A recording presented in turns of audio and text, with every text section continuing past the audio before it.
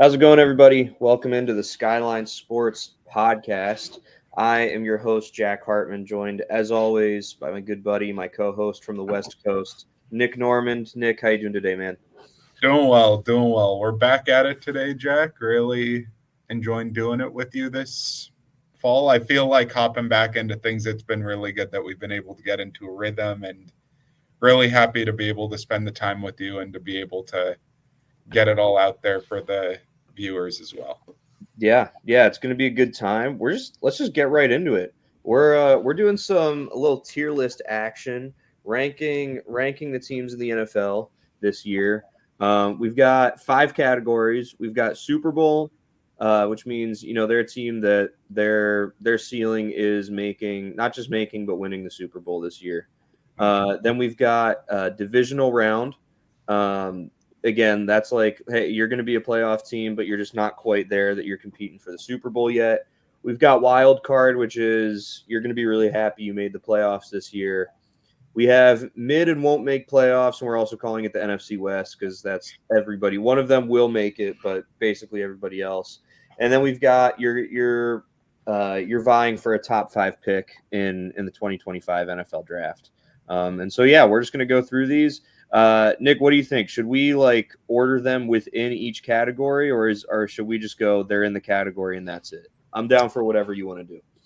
I'm down to just in each category, we just drop them in each category. And if we feel like one of them's far above another within their own tier, that we can do things that way if we feel like it. But we can just drop them into the buckets as we see fit, I think. Sounds good. Sounds good. Yes, So we're going in alphabetical order. And so let's just start right here with the Arizona Cardinals. The way I look at the Cardinals, they are one of those NFC West teams, but they're the one that I actually feel the most confident in to make the playoffs right now. They look really good. They look really good compared to everybody else. Because the margin for error is so small, I think about the Rams and yes, I think the Rams are probably a better team on paper, but they lost on Sunday, and that means that they're falling even farther behind than the Cardinals. So personally, I'd put the Cardinals in wild card as that one team out of NFC West. What are you thinking? I'm okay with that. I'm all right with it. I think, didn't they just lose this week though? I'm pretty sure they did. Am I wrong, or were they on bye? Because I know, no, they lost to Seattle.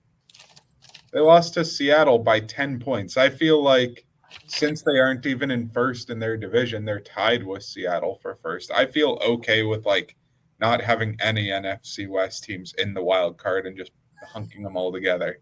Even though one of them has to make it, even though one of them has to make it, I'm fine to just be like, they just lost to Seattle, and Seattle has not played great football. No.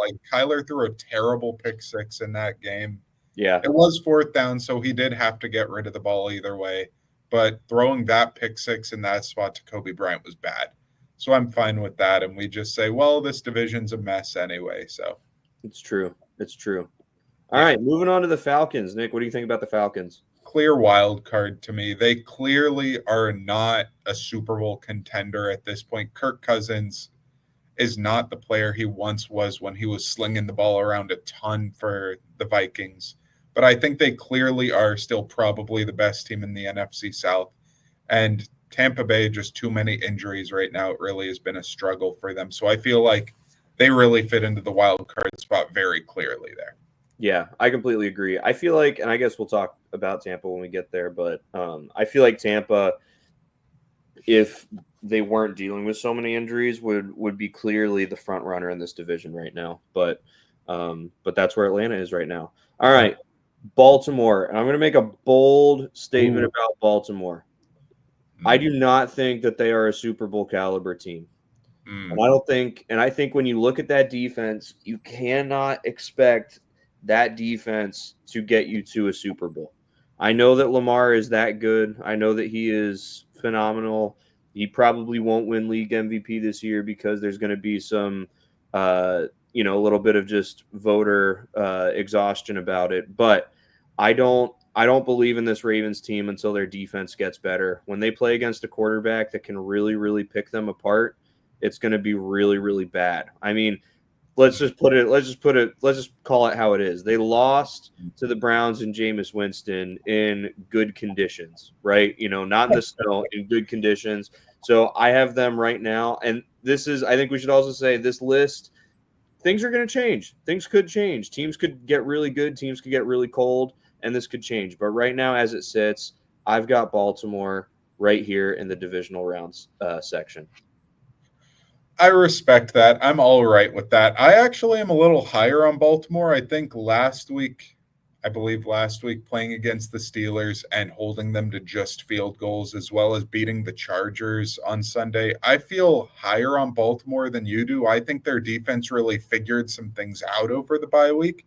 And so I'm pretty impressed with Baltimore, I would say, in their ability to play sound defense to complement a really good offense. And I think this is the best supporting cast on offense Lamar's ever had. The offensive line that was playing terrible to start the season has been playing much better. I would be more in the realm of, if we're not being super, super tight with Super Bowl, I think that Baltimore is right about there. But I'm all right with them being in the divisional round. I feel like they won't get the flash as much as last year as being the number one seed with the bye and everything. But I think this team with Derrick Henry's far more dangerous as a playoff threat probably than that team. So that's where I'm at with it. But I'm all right with you putting them in divisional. That's sure. And I think if we had a conference championship tier, then that would be the best place for them to go. I'd agree. But we're kind of lumping Super Bowl and conference champion together. It feels like, so the way I see it, there are definitely two AFC teams that I would take over Baltimore right now, and so that's why I'm like, I don't know about putting them in the Super Bowl tier. On top of what I said about their defense, and their special teams play has also been really, really bad lately. I think I could be wrong. I think Justin Tucker missed another kick last night. I might be wrong. I wasn't able to watch most of the game. So, but yeah. All right. Moving on to one of those AFC teams, Buffalo. I feel like Buffalo has to go up here in the Super Bowl category. They're just playing really, really good football right now. Despite having some injury issues, and I can only imagine it's going to get better once they're healthy again. Nick, how do you see the Bills right now? I agree with you. Also, Tucker only was 1-for-1 yesterday, so okay. no misses, but just 1-for-1. But the Bills, yeah, they're the only team this year who's beaten Kansas City, and that's kind of the marker of where you got to be in the AFC. Because it's like, could I see them beating the Ravens? Well, the Ravens smacked them, but I could see them beating the Ravens in the playoffs. Yeah. Could I see them beat the Chiefs in the playoffs? I could. They haven't done it yet, but I could see it. So I think that they're right in that realm of, could definitely see them in the Super Bowl. And given that they just beat the Chiefs in the last week and a half, I definitely think they're in that bucket. So sure. Carolina, we don't need to spend a ton of time on them. They're gonna be a top 5 pick. Bryce Young, I will say, having come back from being benched, has looked a lot better. I'm really happy for him. I hope that this continues. Maybe even that Carolina sees enough in him over these last few games and moving forward that they don't use their top 5 pick on a quarterback. They use it on a guy that can actually help the team and help whoever's playing quarterback. We'll see if that happens. But Carolina right now, they're just trending that way. I agree with you that the narrative's Bryce Young. He's played like an NFL player and not like a non-NFL player at quarterback in his stretch coming back. So I'm right there with you. Yep. Chicago. Nick, what do you think about Chicago? I think they're right in that NFC West. That theoretically on paper should be better than this, but they just, I don't feel like, have been able to separate into a really good team by any stretch this year. Caleb's had his struggles, his growing pains. I think that, say, if they get Ben Johnson, if they figure out the coaching thing next year, if they put together a better offensive line, I think this team could easily catapult themselves into a really good position, but I think they're maybe a year or two away from being really, really good. So, yeah, I agree. I think this last week we saw a lot more and a lot better out of Caleb Williams when they lost to Minnesota in overtime.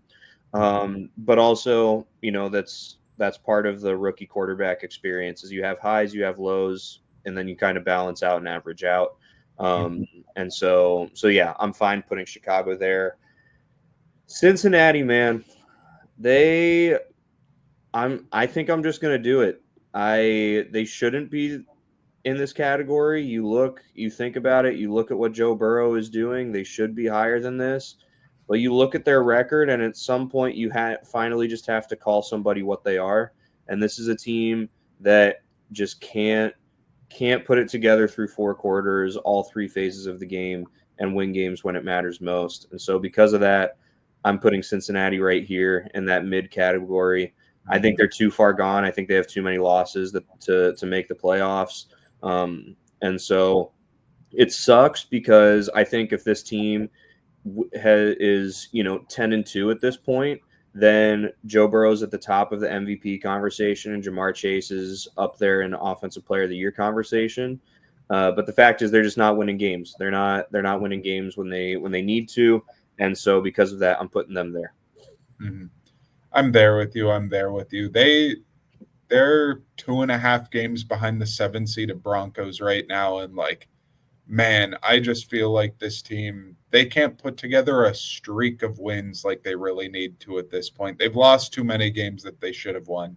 Mm-hmm. So definitely an underachieving team, and sadly in a very precarious position after looking ahead to potentially losing T. Higgins after this year, have to potentially re-sign Jamar Chase after this year to a huge contract, given Chase has been a stud. Mm-hmm. So seems like it'll be a turning point for the Bengals after this year. Yeah, the one thing that I will say about the T. Higgins thing, of the Bengals' 3 wide receivers, which now it's 2, including Tyler Boyd before he left, T. Higgins was the one that was hurt most of the time. Mm-hmm. And so I completely believe and agree that that's going to be a loss because he is a skilled wide receiver. But I think a lot of people are putting too much stock in the, oh my gosh, what's this offense going to look like once he's gone? Because it's like they've played with him being gone. And Joe Burrow has still done what Joe Burrow has done, and they've still found ways to get Jamar Chase the football. I think there's other things that they're going to have to figure out on offense that are gonna be a bigger deal than, oh no, what happened to T. Higgins personally. So, yeah. What do you think about the Browns, Nick? I think they've played themselves out of a top 5 pick. Their team has a good chunk of talent on it. They just beat my Steelers last week on Thursday Night Football, and that was disappointing. I was worried about this as being a quote-unquote trap game, but the Steelers really had some struggles in that game. Their defense really couldn't find its footing for a lot of stretches of that game. But I think the Browns are right in that low end of mid, because I think they're probably better than a top 5 pick, but not by a ton just based on their record. I'm really curious what happens with the Deshaun situation, seeing what kind of competition they bring in. So just curious kind of where they go from here. Because this team obviously a year ago was super talented and able to overcome quarterback play. Mm-hmm. And now it seems like it's kind of flipped on its head, where they were super talented this year, but absolutely falling apart with the quarterback play and some injuries here too. Yeah. Would you say that they'll probably have a top 7 pick? Like they're just outside that top 5? Yeah, maybe in that area. I'd say pretty solidly top 10. What if, because I'm realizing now that'll probably be a big section, that NFC West mid. What if we make it top 7? Yeah, that's fine. I'm good to drop them down there. That's okay. I think that makes the most sense. So, all right. Dallas, they just beat Washington. They did. That being said, I think that says more about Washington than it says about Dallas right now. Mm-hmm. Washington has lost 3 straight. A win against Washington just is seeming like less and less of a significant step for a team. Dallas is bad, man, and part of that has to do with their quarterback situation. I mean, it's Cooper Rush and Trey Lance. So I think I would put Dallas just at the very end of here. Do you think we should move them up to mid? I think that game they had last week was more fluky than it was anything else. We're getting Cavante Turpin kick return, getting some kick blocks, some missed kicks by Washington. Washington obviously had to be super lucky to be in the position they were to have it that close with the huge Terry McLaurin touchdown. But it seemed like this was one of those patented Cooper Rush wins, but he doesn't even play quite that well as what the stats and what the win would suggest. And so it seems like it was more a team win for a team that I don't think they're quite as talented or have played quite on the level that they could have. And so they've been more disappointing, I think. I think they might be outside that top 7. I think that mid's going to be pretty large, but I think they can be right inside or outside that top 7. They're right on the fringe there, I would say. So I'm there with them. Yeah. And I mean, who knows? Maybe we'll get to the point that we have 7 teams and we got to bump them out, and we will. But I think honestly, like, Washington absolutely lost that game. They did not win, or Dallas didn't win it, in my opinion. And I think the Terry McLaurin touchdown and the second kick return for a touchdown actually shows how bad Dallas is. Like, I was watching the game with my wife, and I said, like, that's not good. Like, you got to get that onside kick and just go down. Right? Like, if you go down, this game is absolutely over. You're taking a knee. That's it. Instead, you're giving the Commanders the ball back. Jaden Daniels has already done that once this year, So yeah. So I think actually, despite the win, some of the issues are actually a little more clear with the Cowboys. The Broncos, I'm going to put up here in wild card. They are surprising me. They really, really are. Bo Nix is playing far better than I thought he was going to. The Broncos defense is playing really, really good. I'm impressed with this Broncos team. Mm-hmm. I'm there with you. I think they're the quintessential overachievers right now, but I would say that they're right in that wild card, maybe mid, but I think they're better than mid. They've played better than it. I think they've really overachieved this year in a positive way. Obviously, for them, Bo Nix has shown some good stuff. So I think wild card slots them perfectly, even though they annihilated the Falcons, the only other team in that tier. Yeah. Lions, clear and obvious. Yeah, we talked about that one. Yeah. The Packers, I'm going to put in the divisional round, and I think that's where you would agree. And Nick, you and I were texting on Sunday, and I think I texted you something along the lines of, like, a win against this decimated 49ers team does not move the Packers up in my book because of how bad this 49ers team is without everybody. I mean, basically not a single starter on the defensive line. You're playing with Brandon Allen as your quarterback. It's just the 49ers team, where at the beginning of the season, a win 38-10 over San Francisco seems really, really significant. I don't see it that way right now. Mm-hmm. I feel you. I think divisional is a good spot for them. My issue with them is them and the Broncos kind of have the opposite thing going on. I feel like where the Broncos right now are, their win total I think is way larger than most people were expecting because they've overachieved. They've won a lot of these games. They've played really, really well up to what I would say is their ceiling right now. The Packers, I don't think they're at their floor, but I don't think they've put everything together like they could have. Where I think this receiving core is so deep and they could really throw the ball all around the field. Jordan Love hasn't put together a full game of really great football. The defense, obviously, if they put it all together, I think could be a good unit. I think that once they get all their running backs healthy too, they got a deep stable there. I feel like this is just a really deep team that Love has underachieved this year in some ways. That this team, I think, could really cause some threats for the Lions if they put it all together in the right week. But I just think they deserve more divisional round than Super Bowl, where maybe their ceiling is. So yeah, I feel you. Yeah, we were talking about the NFC, and like it seems like you've got Detroit and Philadelphia at the top, and then Minnesota and Green Bay are then like 3 and 4. And they're 3 and 4 because teams have to be 3 and 4, but there's a significant gap between those two clumps. So moving on to Houston, I'm going to put them in wild card. they are probably. I'd be surprised if they don't end up winning the AFC South, just because they've gotten the break of, despite their kind of tragic loss to the Lions. The Lions also beat every other team in that division, so they didn't lose ground there. And that's happened pretty much all within the last like 4 or 5 weeks. But they just lost to Tennessee on Sunday. Like, that's not good. We're definitely seeing a CJ Stroud sophomore slump. I still think that they're going to be hosting a playoff game because they're going to win that division, but I think they'll probably be hosting, the Ravens, and will probably lose that game, is where I have them. Yeah, I feel you there. It seems like in some ways they overachieved last year and the bars kind of come back down to earth a little bit this year.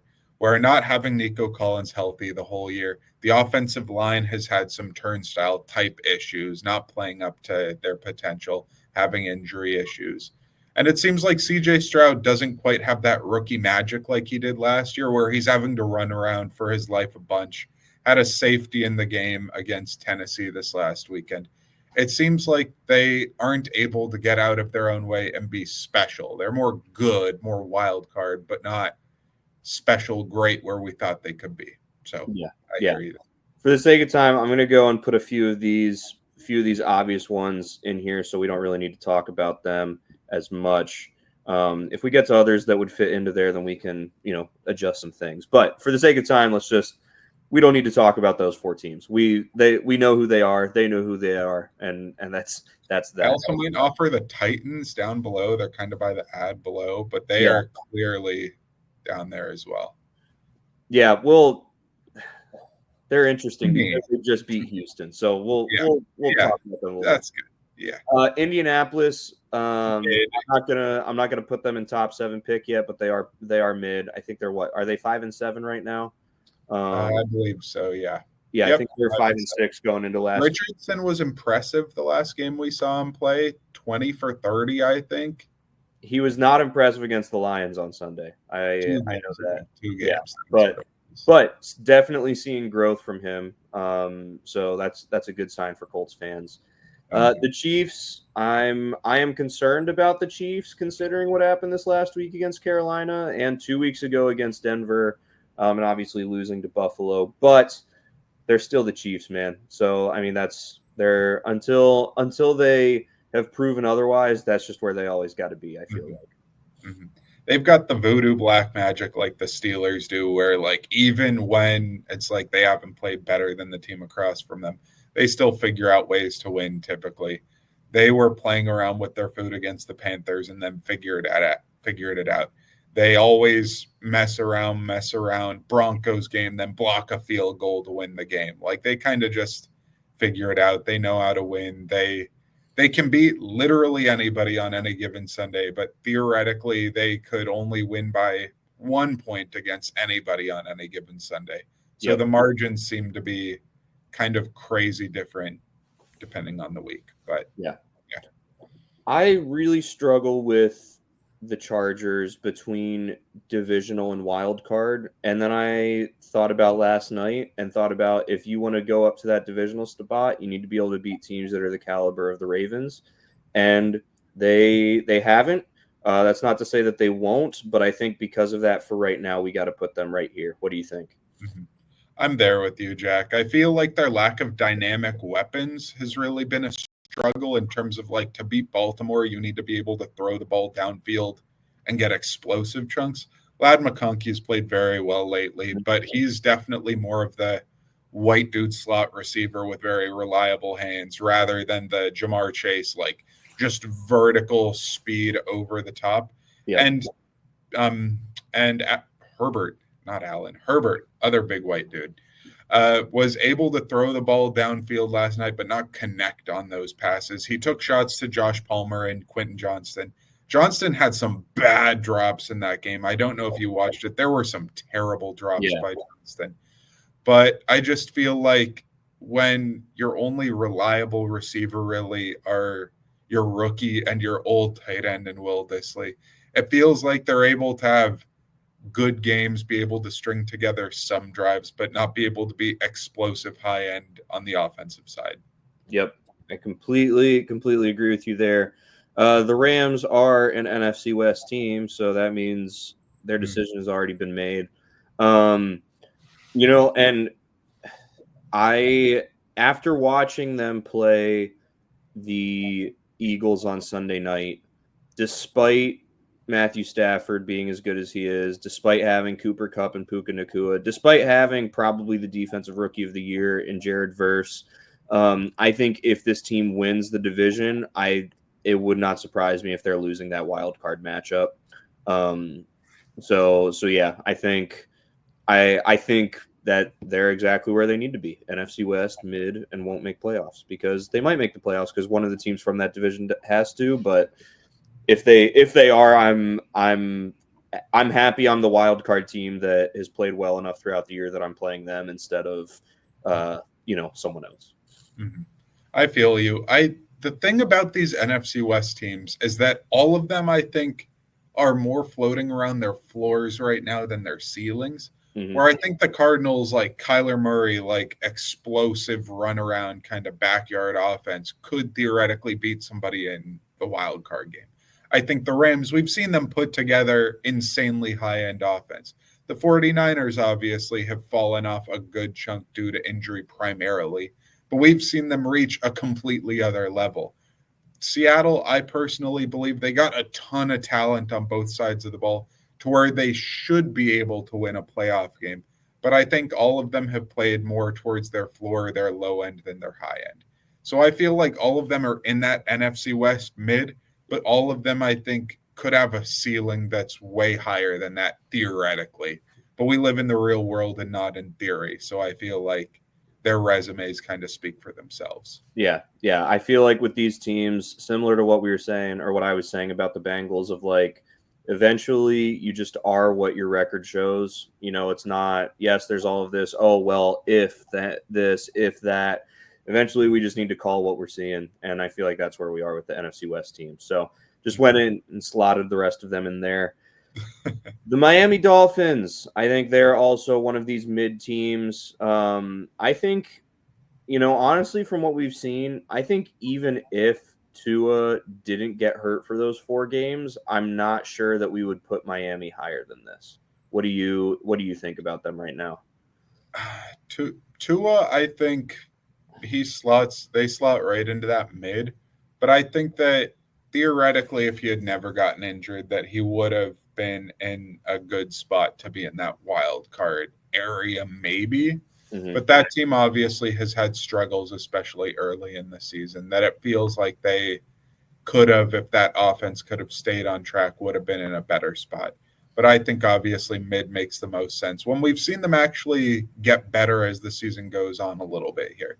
So I've been a little bit impressed by them, I would say, a little bit, even though they've obviously had terrible offense with their backup quarterbacks. Right. I think it'll be really interesting to see how the rest of the season plays out. And who knows, if they start off poor next year, we might be talking about Mike McDaniel on the hot seat. Now, that's getting really far ahead of ourselves, but still, I think he will have had at that point enough time that the Dolphins might be thinking about that. So, moving on, the Minnesota Vikings.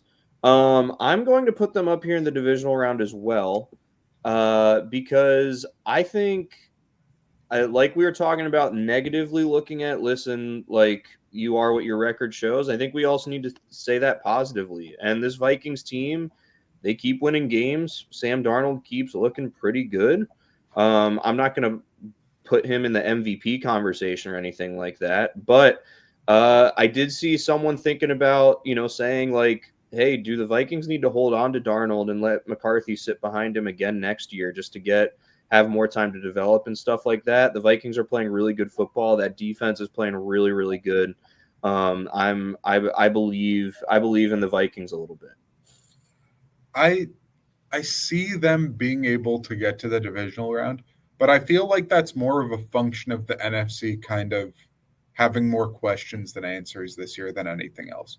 Where I think the Lions clearly are better than them. I think the Eagles, when we get to them, are better than them.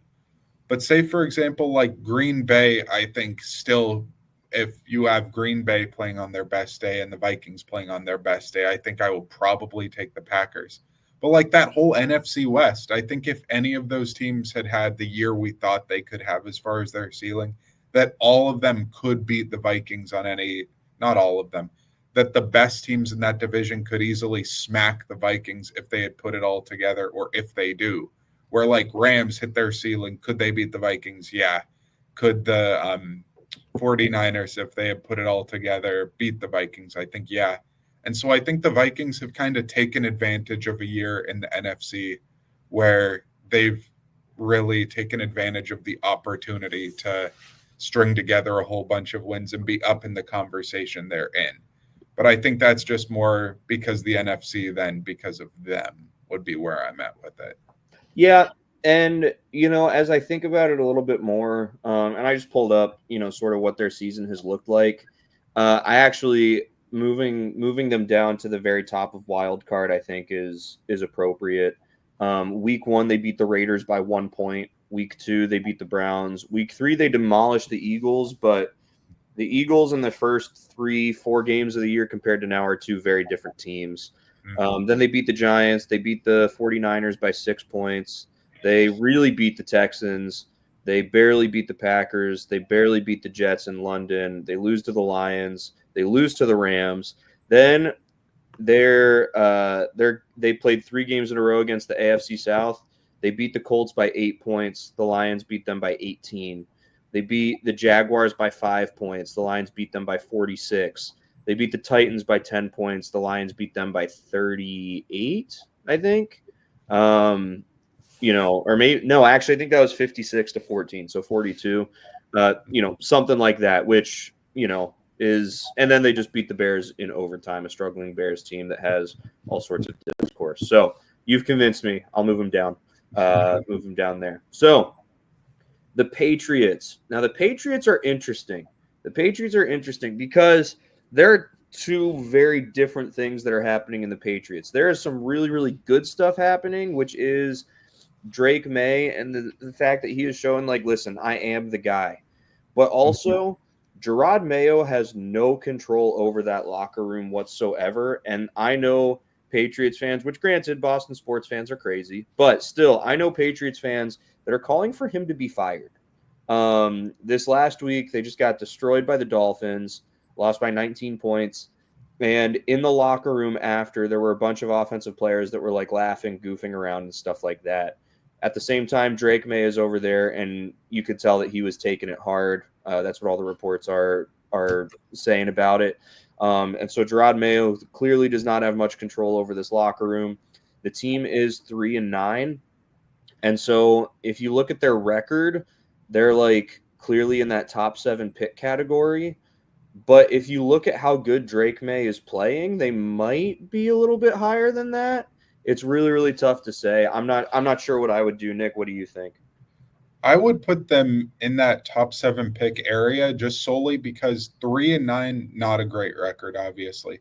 But the rest of their season, I think if things work out as well as they could, I think that they could lose the rest of their games and get a really great pick here. Yeah. Where Colts next week, they clearly can lose to the Colts. They could beat them. They could lose to them. Yep. I think Cardinals, better team than them.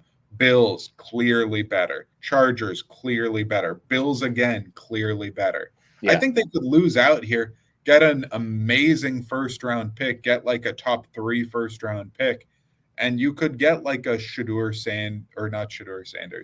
Hunter, other Colorado kid. You could get a weapon like that, a Tet McMillan, a offensive tackle or defensive tackle to really shore up and make this team a little more musclier. I think that you could get a really, really good player that could really help this team. And I think that being able to furnish Drake May with a little more help than the help that he's gotten would really be able to improve that situation more than anything. I think maybe they could rattle off maximum. I think they could pull off 2 more wins this year, will be my guess based on their schedule. I feel like the Colts game, it's on the table. Maybe like something funky happens in like a Bills game because they got 2 of them left. But I That think that could be a last game of the season. Bills are exactly where they're going to be in the playoffs. yeah. And so because they still have a couple more hard games coming up. They're playing San Francisco, they're playing Detroit, so they might be in a point that they're not going to catch the Chiefs going into week 17 or week 18, excuse me. So they might be sitting their starters. I could also that Chargers game in New England that weekend could be really snowy, could be really cold. We could see anything happen there as well. Mm-hmm. I feel you there. This next team in that same division with the Patriots. Yeah, How are we feeling I about think that? I think we got to put them here. I mean, they're just Ooh. they're just not good. They're just not good. Like this is another one that let's just call it how it is. They are currently 3-8. Their remaining schedule, they play the Jets, the Jaguars, the Rams, the Bills, and the Dolphins. They could win a couple of those games, but you know what else? And the Seahawks. But you know what else? They could have beaten the Colts, and they didn't. They already lost to the Patriots once. They could have beaten the Vikings in London, and they didn't. They could have beaten the Bills, and they didn't. There's a lot of these could have things that they could have done, and they haven't done. And so I think we just got to call the Jets what they are, which is a bad football team. I think we're going to look back at the Aaron Rodgers thing, and he's going to have set this organization back nearly 5 years because of all of the stuff that he did, all of the people that he tried to get, everything like that.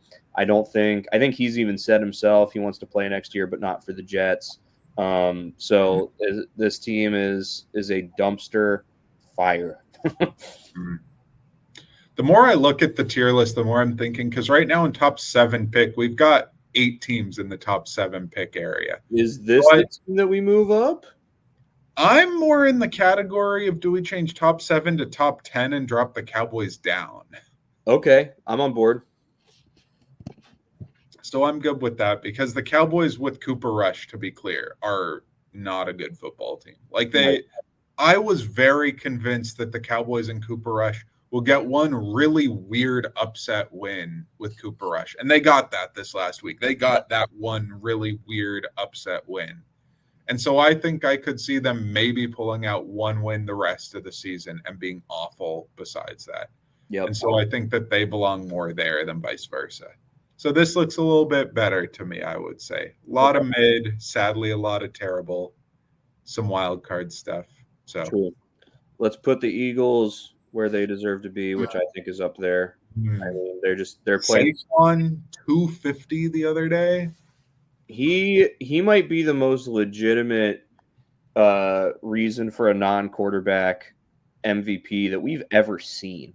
I mean, seriously, he's just playing that good. If you think about it, the only reason that this team is not 10-1 right now. Wait, no, that doesn't sound right. Let me go back. Let me look at this. They're 9-2. 9-2. The only reason that this team is not 10-1 right now is because of a drop that he had against the Falcons. Yep. Could you imagine if he catches that ball and they're 10-1 right now? I mean, the Eagles are playing great football. He's playing great football, and I think right now he is by far the best football player in the NFL. I feel you. I think his output's just absurd. Where in this last game against the Rams, 302 yards from scrimmage by Saquon. Yep. 300, bro. That's utterly ridiculous. Julio Jones, I think, had one 300, had one huge game as a receiver. But a running back to have 250 and 50 yards receiving in the same game, drop 2 touchdowns, average 10 yards a carry?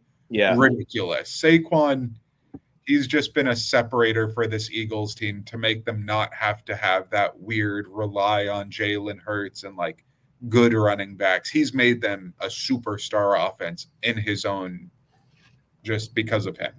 Yep. Yeah. No, the Eagles are that team. So now we come to your Pittsburgh Steelers. And man, I don't know what to do with them. I feel like they're between that divisional and that wild card. if I after they beat the Ravens, I would have put them for sure in that divisional.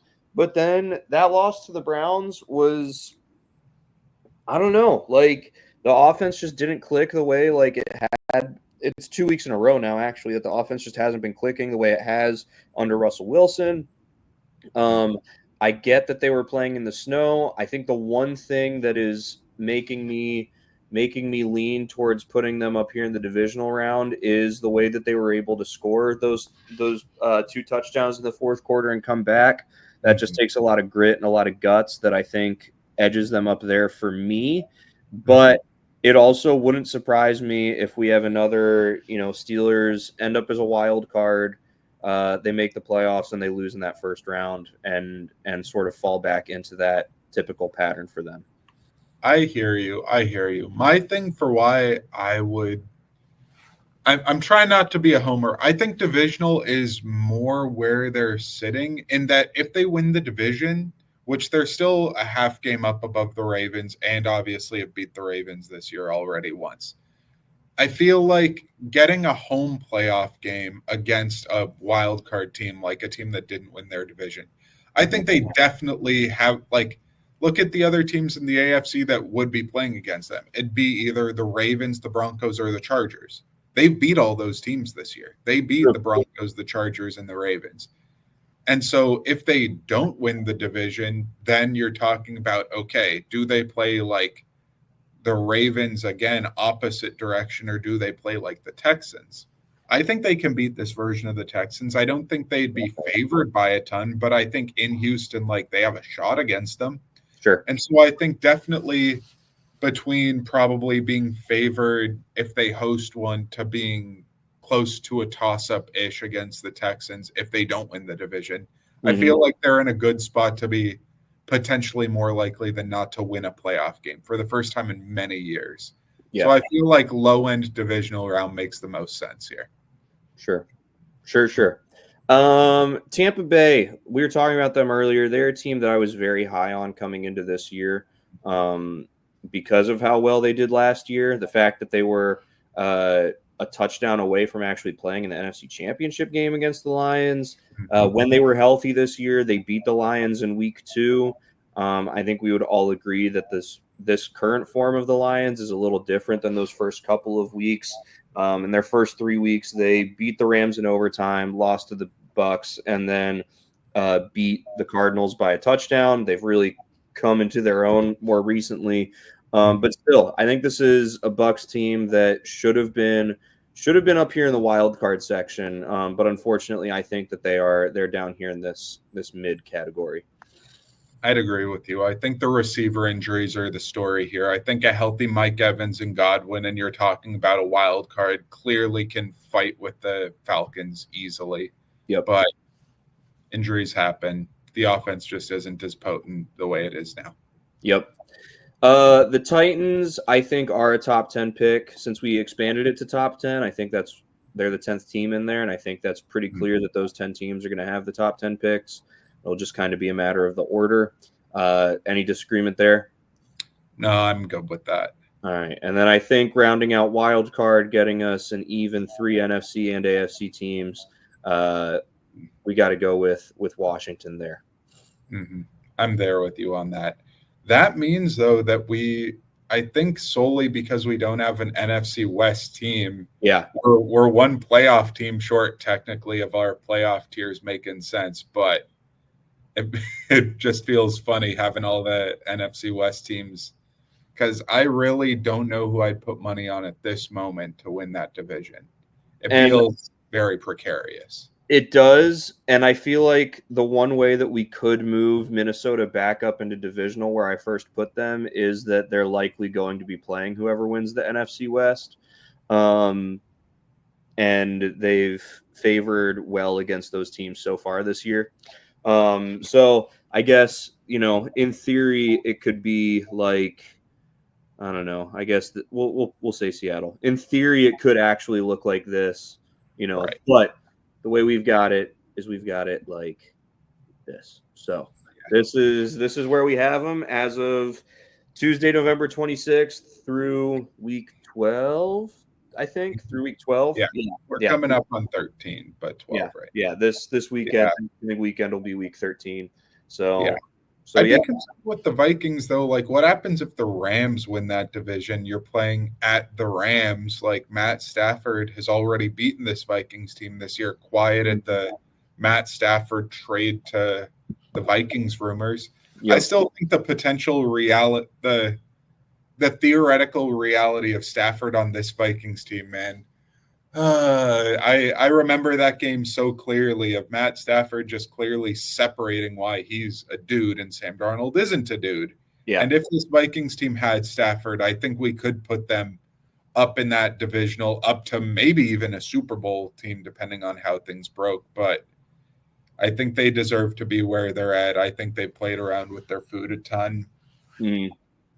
I could see them winning a playoff game, but I think it's a coin flip kind of team in the playoffs. But yep. All right. Well, that was fun.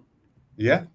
So the other activity we got going on today, we were planning is rookie quarterback redraft, and that would be Caleb Williams, Jaden Daniels, Drake May, Michael Penix, JJ McCarthy, and Bo Nix, all the first-round quarterbacks from this last draft. Right. So we're going to figure out as far as going forward. So not just for this year, not what quarterback we want for a game today, but going forward, like if we're starting a franchise, what quarterback we'd want for our franchise going forward. So, Jack, what quarterback out of these rookies would really be your number one? Like you start a franchise today, you'd pick them. Yeah. So I kind of have like a 1A and 1B, and I'd be like, I hope I'm picking second so that someone else makes the decision for me. And so I think it sort of comes down to two schools of thought. One, in the world where it's as valuable as it is to have a truly mobile quarterback, not just quarterback that can move around in the pocket, but can run, run, you've got Jaden Daniels. And when you're looking for your more traditional drop back quarterback, you've got Drake May. And when I think about each of those guys representing that style of quarterback, I think I'm going to take Drake May because I am concerned about Jaden Daniels' body and how long he's going to be able to stand being a mobile quarterback like that. He's gotten a lot better from, week to week in terms of sliding, not taking as many chances and taking as many hits. But I really, really like Drake May's body of work. And I'd be really interested to see, imagine Drake May in Chicago instead of Caleb Williams, right? Now that is a team that is, maybe an 8-3 team or a 7-4 team. I feel like because of the weapons, I feel like he'd be able to utilize them a little bit better. And I just feel like I've seen enough out of Drake May that I think I would start with him. I hear you. I think the prototypical big, strong quarterback with the mobility options who can throw the ball downfield, I think that's an archetype that I 100% respect. The people who like that, I fall into that camp more too, but I would not go with Drake May number one overall. I would stick with Caleb Williams. That's just me personally. Obviously his resume thus far in his career isn't great. He had a tremendous throw down the sideline to DeAndre Swift in this last game he played, and it was an insanely tight throw. It was very impressive, very good by him. I'm just of the opinion that coaching really kind of determines what happens with these quarterbacks that you got. And so, like, Bo Nix right now has probably had the best coaching of all of them, and he has had the cleanest tape thus far. Jaden Daniels got first half of the year Cliff Kingsbury, and that's a really good offensive coach. Second half of the year Cliff Kingsbury, different coach. Right. But I think that you're kind of seeing that the ones who got the best coaching kind of showed the most promise. And so for me, I think Caleb Williams, who I think has had struggling coaches on both sides of the ball, I think that reflects more of his issues. And if you add a really good, promising offensive coach, you'd see a really, really good version of Caleb Williams. And so I'm more of the opinion of whatever the prospect is. I want the prospect more than I do the prospect when you consider coaching and what that's kind of looked like together. And so Caleb Williams, I still think, is the most transcendent prospect of this bunch. So I think I would stick with him probably. Interesting. Mm-hmm. My second, like I said, I'm flipping a coin between the two. So my second is Jaden Daniels. I just the Washington team that he stepped into, like you look at it. They traded away Jahan Dotson. Terry McLaurin is like the only receiver that they have going into this year, right? Their running back room, yes, they've got Brian Thomas Jr. Not Brian Thomas Jr. Excuse me, Brian Robinson Jr. Actually, is he Brian Robinson Senior? Junior. No, Junior. Okay. All right. Brian Robinson Jr. And then you got really old man Austin Eckler. And I completely hear you about thinking about the prospect, especially this early in their careers. But I feel like what I saw out of Jaden Daniels in college compared to what I'm seeing out of him in the pros is something that transitioned well, and he is still doing and accomplishing well. Despite their losses the last few games, it hasn't necessarily been him making really terrible decisions that's losing them games. And I feel like that growth and the improvement from the college game to the pro game, I like that way more than Williams, who may have been cream of the crop in the college game, but hasn't progressed. He's just sort of sidestepped over to I'm doing the same thing, or I'm trying to do the same thing, but the talent around me is way more challenging to play against. And so because of that, I'm taking Jaden Daniels at 2. I hear you there. I think Jaden Daniels obviously has shown a lot of good things. I think him not turning the ball over typically outside of this Cowboys game has been very impressive. I think his mobility is very impressive. I think he's shown the ability to throw the ball downfield at a clip that when Terry McLaurin's his only real high-end receiver, I think that's been very, very impressive.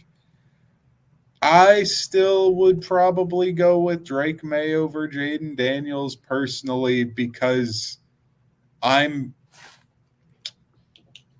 for me as an evaluator, I'm very beholden to the body type and athletic profile.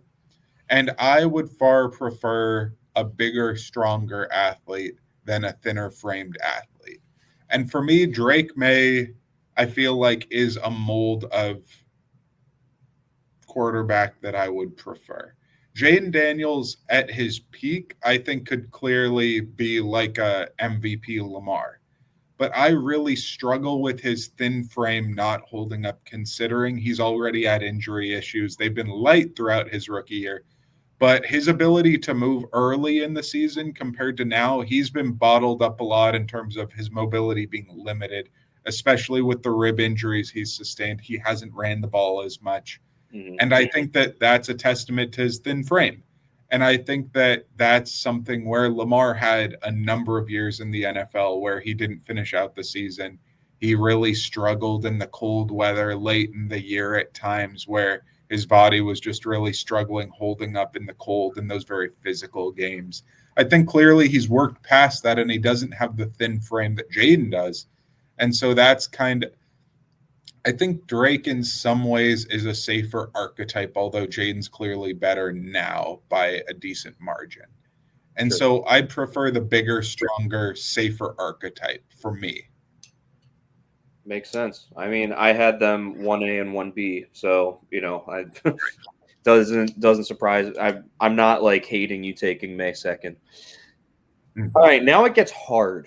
I feel like this is the first point for me that then I'm really, really struggling because I loved Michael Penix Jr. in college. I thought he actually was deserved. One, I thought he deserved the Heisman Trophy over Jaden Daniels.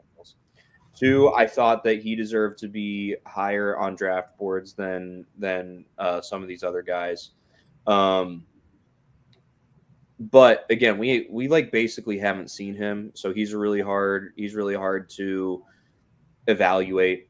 JJ McCarthy is another one that we haven't seen, I was really anti the JJ McCarthy slander that we were hearing when basically the argument against him was like his team is too good for him to have to do things that make him look really good, and because of that, we don't know that he's good or not. And I'm Mhm. like, why are we punishing a kid for being around a good team? Also, I watched the entirety of that Michigan Ohio State game, and he looked really darn good in that game against what was definitely the best talent that he played against all year. Um, Mhm. so taking those two things together, I was a big fan of McCarthy. I was really low on Bo Nix. I'm going to be completely honest. I was dogging him. I was like, he should not be a first round pick quarterback.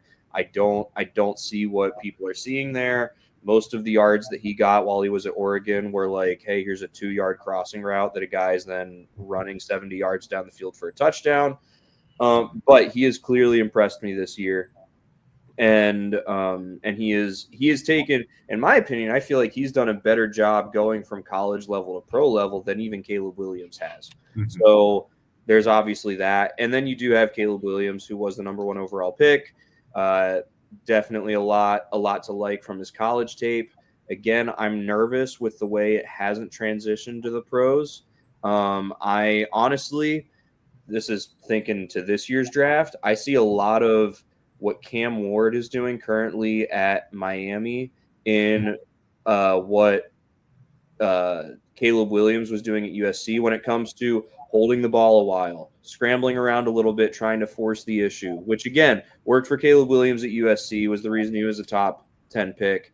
But as we're seeing, he's holding on to the ball way too much. He's not realizing, hey, you know what? The play is dead. I just need to throw it away. He's trying to force things to happen. So all four of these guys I see upside for. All four of these guys I also see downside for. I think who I'm taking third is actually going to be Bo Nix, and Mhm. that might have a lot to do with just compared to what I thought he was going to do compared to what he is. That's the biggest gap. But I really believe in him. I think he, like you said, there's a lot that comes down to coaching and situation. And so I will give you that Caleb Williams' coaching has been really brutal. But I think we all would have agreed that Caleb Williams' Mhm. situation is far better than Bo Nix's situation going into it, going into this year. And so I'm going to take Bo Nix. Mhm. I hear you there. I think over Caleb Williams, I think the physical traits and superstar potential of Caleb is just up above Bo Nix, but I hear you. I do. I think Jaden Daniels clearly the best guy left on the board for me. Clearly the number 3, at least overall quarterback of this group for me. So I would say Caleb, Drake, Jaden. I think then you're starting to get in the conversation of the quarterbacks after that. I think Jaden's clearly better than Bo for me. You'd agree with me based on your order that Jaden's clearly better than Bo. I think then the conversation's going to get very interesting given for me, like, Bo Nix is a known commodity now, and JJ McCarthy and Michael Penix for me, like, how am I going to weigh these things? I think for you, having Caleb as low as you do thus far is really,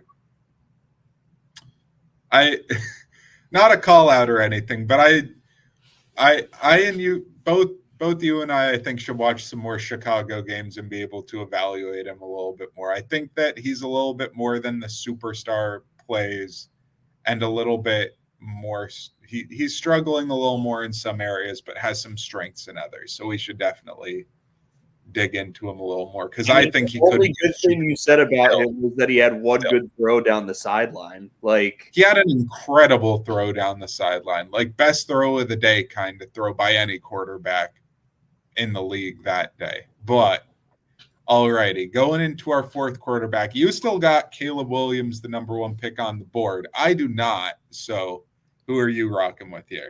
I also want to make it clear, like this is no like Detroit Lions bias. Like the Bear, I am not scared. I'm knocking on wood as it is Thanksgiving and they're playing in 2 days. But I am not concerned about the Bears, so it's not like I'm throwing shade at Caleb Williams because I hate the Bears or anything like that. Like Right now, the Bears aren't even on Lions fans on the team, of course, because the team is very well disciplined. But on Lions fans, we're not concerned about the Bears right now. So it's not that. I'll take Caleb Williams here. I think a lot of my downplaying Caleb Williams has so much to do with, and maybe I've just been a sucker to the media, but I mean, everyone was saying that like this is supposed to be the dude, and he is coming into the best situation of any of these rookie quarterbacks, and there's supposed to be success. Now, I will take the Washington game. I don't put all of that loss on him, though the Bears offense was not very good in that game. And if you're the quarterback, then part of it does come down to you. But coaching was the absolutely, and whatever. I don't even remember that dude's name, the DB who was talking to the fans during the Hail Mary. Larry Stevenson. That was crazy. Yes. So that, but I mean, let me pull up his stats right now just to make sure that there's not something that I'm just like completely missing. And I am the first one to say that stats don't tell the whole story. So, but just I don't like what I really don't like. What I mostly don't like is that he had not his yearly stats were 9 touchdowns and 5 interceptions for like 6 weeks in a row.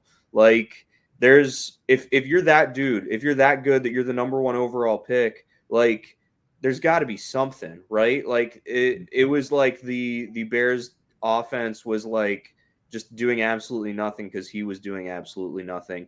And that just really, really concerns me. It really does.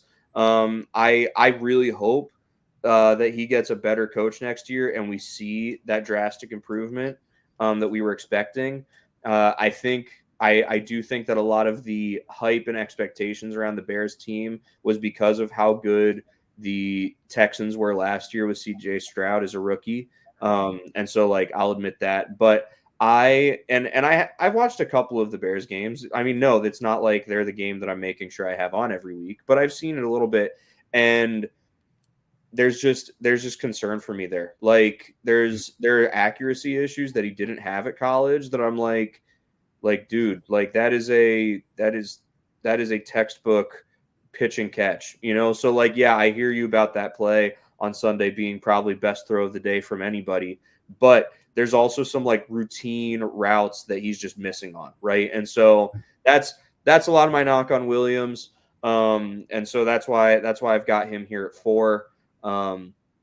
We haven't seen McCarthy or Penix, and so I find it hard to take either of them over him right now anyway, because if you're thinking about building a team for the future, he does have experience, which I think lends better than guys that don't have experience right now. So I am going to take Williams next, but yeah, I like the body of work that I've seen from May, Daniels, and Nix more. I like the potential that I've seen out of the 3 of them more also than the potential that I've seen out of Caleb Williams so far. Got you. The only proven guy left for me, and clearly the next pick for me, given the resume, is Bo Nix. I think that Penix and McCarthy, clearly, given we haven't seen them really truly yet on the field much at all, I think that they're clearly below Bo Nix. Like as a prospect, we can look at it one way, but Bo Nix has put some stuff out for his resume for us to see this year that has been very impressive. And so he's clearly my next pick. But Penix and McCarthy here, I think it's an interesting conversation for us to have to wrap up here. Yeah, this one is so tough to me. Like, I really liked Michael Penix Jr. coming out of college. I really did. I really liked what he did at Washington. And so I want to go with him. And so I will. Yeah, Michael Penix Jr. He's who I'm taking next. It's and here's the thing. It's easy for me to take Williams 4 and say lots of bad things about him because he's put stuff on the field. I can't necessarily take Penix 5 and say bad things about him. That's the reason that he's 5, because we haven't seen anything. But I really liked his body of work at Washington. I feel like when of the guys that got drafted last year, I also liked the competition that he faced and how well he played against them more than any of these other guys. He played Texas in the semifinal. He played Michigan in the final. He played Oregon two times last year, three, maybe 4 times in his career. Like he played against the best opponents out there. And so, yeah, I'm taking Michael Penix Jr. Wow, we're really. I like Penix a lot. I feel like because both of them are very much lottery tickets that are very unfulfilled at this point in time, that really both of us could have 1 or 2 reasons to go one over the other, and it's completely legitimate. I just feel like there's no right answer between these two. For me, I'd go McCarthy. I think the reason I got's a little bit weak sauce. I think both quarterbacks obviously showed a good chunk of stuff in college. I just remember watching the preseason game or two that he played, and the ball just popped out of his hand. Bunch of zip. He was able to zip the ball over the middle of the field where he wanted it to go. And it's just a quarterback trait that I really like, as far as he passed the eye test on a handful of throws in a preseason game. It's not a great reason. It's not like, oh, look at me, Mr. Scout, being like, oh, I liked his footwork or his release or this or that. It's like, hey, Penix had a bunch of injury issues in college. McCarthy has some injury issues now in the league, but just the ability to zip passes, they just looked a little zippier, more precise, a little more arm talent than I would have originally expected from McCarthy. And so it's not a great reason, but it's a reason that he's stood out to me in the little bit of time that we've gotten to see him in his short career. Fair enough. Which, leaves me with JJ McCarthy. I think I do think that he is a good quarterback. I actually think that this quarterback draft class is, when it's all said and done, is actually going to go down as one of the better ones that we've seen in NFL history. We're already seeing how good Jaden Daniels and Bo Nix are. We're seeing the high potential that Drake May has. I do think that Caleb Williams will figure it out. And I think the reason that I have him below those guys is because there's a difference between, I think he's going to figure it out, and these guys have already figured it out. And so, we're in an impatient world when it comes to football. And so if I'm building a team, I want to have proof. I want to have a proven commodity as early as possible. So, but I do think that he's going to figure it out, and he's going to be great. I'm very high on JJ McCarthy. I was coming out of the draft last year. Hopefully that his, this injury to his knee, because they took the precautions that they did. They're like, we're immediately doing surgery. We're not playing you this year. I hope that because of that, it's not going to be something that ails him in the future. We'll see. And yeah, Michael Penix Jr. I really wish that he would have gotten to fall to a team like Vegas or something like that, who would have taken him. Because, who knows when we're going to see him. The Falcons signed Kirk Cousins to like a 4-year deal and then drafted this guy. There's a chance that we don't even see him before they're picking up his 5th-year option, which is just crazy. But yeah, this is a really good quarterback class. I'm excited to see the way it pans out, especially compared to this next year's quarterback class, which you and I have talked, and we think it's pretty weak. Nowhere near as weak as the Kenny Pickett, Malik Willis draft class, but still, it's not as good as I think lots of people are making it out. Off the top of my head, I think that this last quarterback draft class with Williams and Daniels and May, I think this is clearly a top 5 class since 2000. There have been a couple of great classes since 2000, but this is clearly top 3, top 5 area where the Rivers, Manning, Big Ben class, I think was awesome. I think 2012, RG3, Andrew Luck, Russell Wilson, Kirk Cousins, I think was a really good class. I think the 2021, 2020, was it 20? It was 2020. 2020 with Herbert and Burrow and Tua and Hurts and Love. Like, that's a really, really good draft class retrospectively now as well. Yep. 2016, I think, was solid. Goff, Prescott, Wentz. I think there was maybe somebody else in that class too. Jacoby Brissett. Nah. I mean, he's okay. Here. he's okay, yeah. Yeah. I think clearly a top 3 to 5 kind of area draft class for me. I think 12, 04, and 2020 are really, really good too. But I think this is maybe a half step below. I think maybe around number 4 in the last 25 years, which is still an incredible draft class. Like 6 quarterbacks in the first 12 picks is insane. That's ridiculous. Mm-hmm. But we really don't know what we're getting out of a bunch of these players. There could be 0 Hall of Famers. There could be 3 Hall of Famers theoretically out of this draft class. Odds are far fewer than far more, but it's potentially on the table. We got 6+ franchise quarterbacks from this draft class, and that'd be awesome.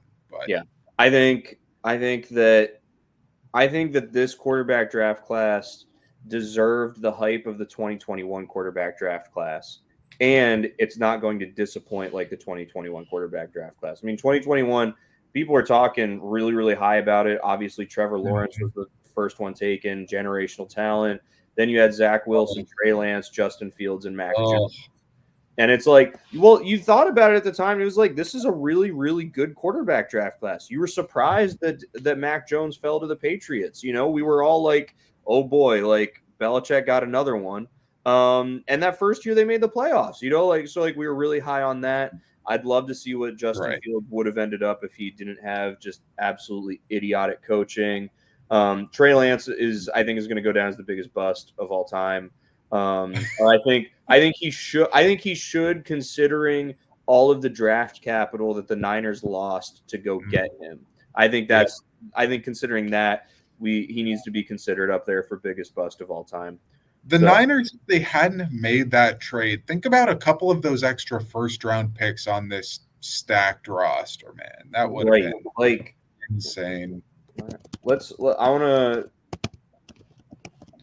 They would have been able to draft like Micah Parsons. Like, I think Parsons was right around 11, 12-ish that draft. Parsons with Bosa, like, man. Even if instead of Trey Lance, what if they had just stayed where they were and got like Justin Fields? Right. They're interesting theoreticals, but yep. And I also remember back then the discussion of, are they going with Trey Lance or are they going with Mac Jones? Because it was on the table they were going to draft Jones back then, and people thought they were insane for potentially doing that. Retrospectively, they would have been insane, but is it crazy to think that Jones could have been the better pick than Trey Lance in retrospect? Like, so the fact that they should have drafted Mac Jones potentially in retrospect is crazy.